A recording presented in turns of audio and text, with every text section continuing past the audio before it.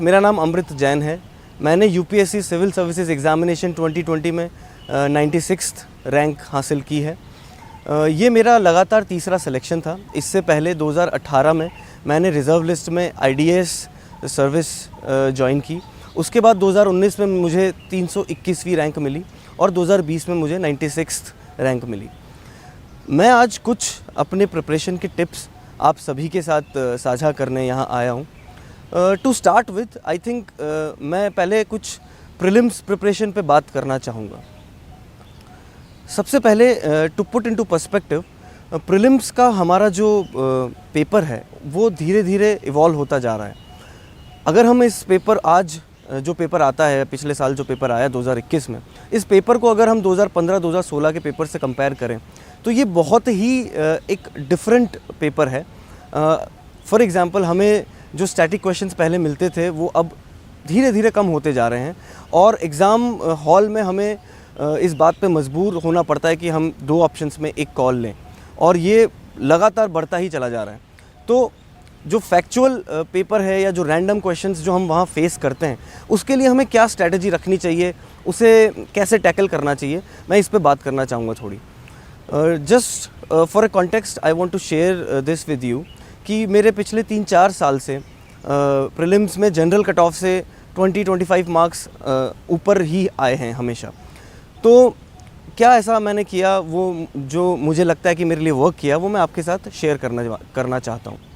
तो इसके 3-4 एस्पेक्ट्स हैं कि कौन से पेपर सॉल्व करें, कितने क्वेश्चन सॉल्व करें, कितने पेपर लगाएं और किस तरह से लगाएं। सबसे पहले तो आप मार्केट में अवेलेबल प्रीलिम्स प्रिपरेशन के लिए जो भी टेस्ट पेपर्स हैं, उसमें से आप 3-4 अच्छे इंस्टीट्यूट्स के पेपर्स को मिक्स कीजिए और एक शेड्यूल बनाइए।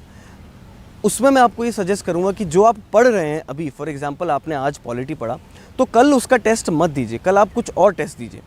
आप अगर जो पढ़ रहे हैं और अगर वही टेस्ट देंगे तो मेरे हिसाब से आपका माइंड मेमोरी की तरह फंक्शन करने की एक आदत डाल लेता है। तो अभी के जो पेपर्स आ रहे हैं उसमें मेमोरी की तरह से नहीं हमें फंक्शन करना है हमारे माइंड को, हमें उसे एक प्रोसेसर की तरह फंक्शन करना है। तो इसके लिए आप ज़्यादा से ज़्यादा न्यू क्वेश्चन, रैंडम क्वेश्चंस जो है आप सॉल्व करें, कि जो आपको नहीं भी आता है you try to make certain connections, you try to make certain guesses. तो इस तरह से जब आप रैंडम क्वेश्चंस बहुत ज़्यादा सॉल्व करेंगे एक्चुअल एग्ज़ाम से भी पहले, तो फिर आपको जब वहाँ नए क्वेश्चंस दिखेंगे तो आपको इतनी कोई हिचक या हेजिटेंट आप नहीं होंगे उन्हें सॉल्व करने में। अबाउट 100 to 120 क्वेश्चन पेपर्स आप आज से भी अगर शुरू करते हैं तो प्रीलिम्स पेपर से पहले सॉल्व कर सकते हैं।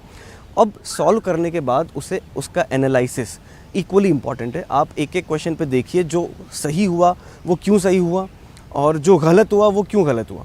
इसी के साथ आप एक प्रॉपर लॉग बनाइए जिसमें आप ये पूरी तरह से लिखते चले जा रहे हैं कि किस पेपर में आपके कितने शॉट सही हुए, कितने आपने जो गेस किए उसमें से सही हुए, कितने आपने जो गेस किए उसमें से गलत हुए।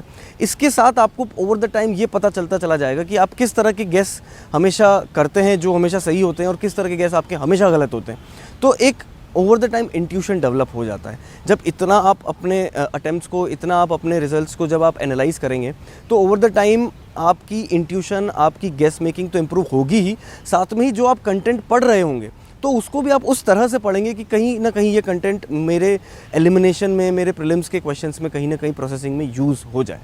तो I think the second component, the second pillar of preparation forms the most important part in your preparation as of now.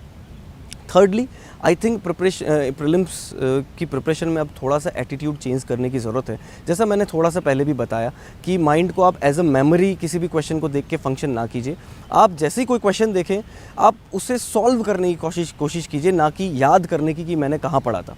जैसे ही हम ये कोशिश करते हैं कि मैंने ये कहाँ पढ़ा था और अगर वो हमें अपनी मेमोरी में नहीं नज़र आता तो हम थोड़ा सा पैनिक कर जाते हैं और या तो हम वो क्वेश्चन छोड़ते हैं या उसे गलत अटैम्प्ट कर देते हैं। तो आप कोशिश कीजिए कि ज़्यादा से ज़्यादा कनेक्शंस बिठाएं अपने माइंड में। उसके लिए आपको अभी से अपने माइंड को वो हैबिट में डालना होगा।